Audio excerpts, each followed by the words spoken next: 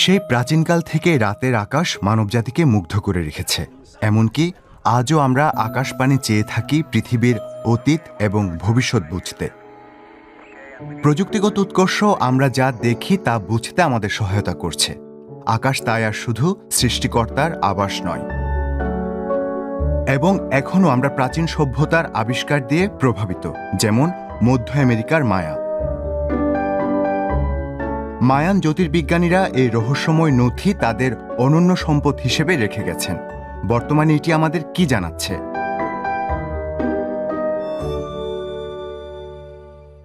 এই পরিশীলিত হাইরোগ্লিফিক্স মায়ার সঞ্চিত জ্ঞান বহন করছে। পরবর্তী সূর্যগ্রহণ কবে, শুক্র গ্রহ কখন আবার শুকতারার রূপে দেখা দেবে। বিশ্বের বিশেষজ্ঞরা এখন মায়ার সূক্ষ্ম গণনা সমীহ করে চলেন। এটা বিস্ময়কর যে তারা কয়েক হাজার বছর আগে এরকম হিসেব তৈরি করতে পেরেছিলেন। তারা পৃথিবীতে এটা কিভাবে করেছিলেন? তাদের দিনে, মানে 1492 এর আগ অবধি, মায়া গণিত এবং জ্যোতির্বিদ্যায় ইউরোপীয়দের তুলনায় এগিয়ে ছিল।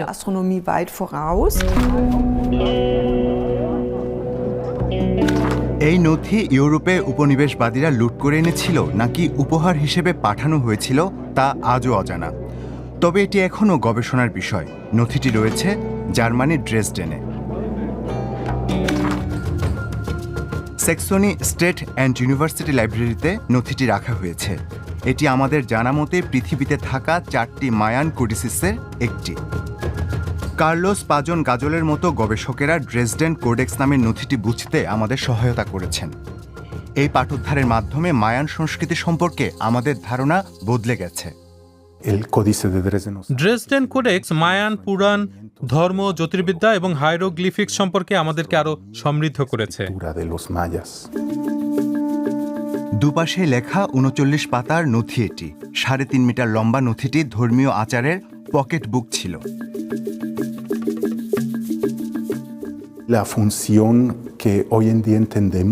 আমরা ধারণা করছি এক্লিপসের টেবিলগুলো সূর্য বা চন্দ্রগ্রহণ সম্পর্কে আগাম ধারণা দিত। মানুষ এসব নিয়ে ভীত ছিল। এটা সত্যি ধর্ম সম্পর্কিত। সৃষ্টিকর্তাদের কাছে কিছু চাওয়ার উপযুক্ত সময় জানা যেত। সম্ভবত রোগ নিরাময়ের সঙ্গেও সম্পর্কিত ছিল। নিরাপদ সন্তান জন্মদান, ভালো শস্য, সবই।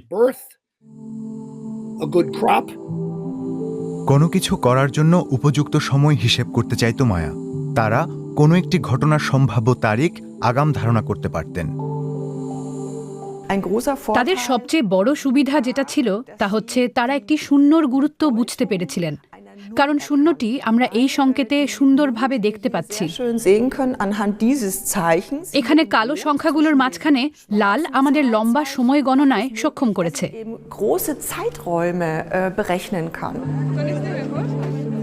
এখানে কালো সংখ্যাগুলোর মাঝখানে লাল আমাদের লম্বা সময় গণনায় সক্ষম করেছে।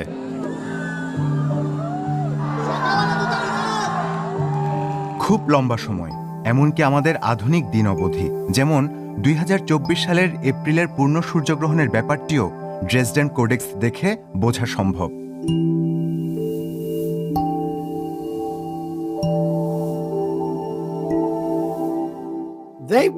তারা অবশ্য কোথা থেকে পূর্ণ গ্রহণ দেখা যাবে বা গ্রহণের জ্যামিতি নিয়ে খুব একটা আগ্রহী ছিলেন না।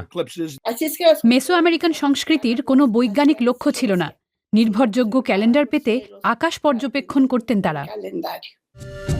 ড্রেসডেন কোডেক্স ক্যালেন্ডার দেখাচ্ছে কিভাবে বিজ্ঞান এবং ধর্ম হাতে হাত রেখে এগিয়েছিল, যা এখন আর তেমন একটা দেখা যায় না। তবে আশেপাশে কি ঘটছে তা বোঝার আগ্রহ আমাদের মতো আগেও ছিল।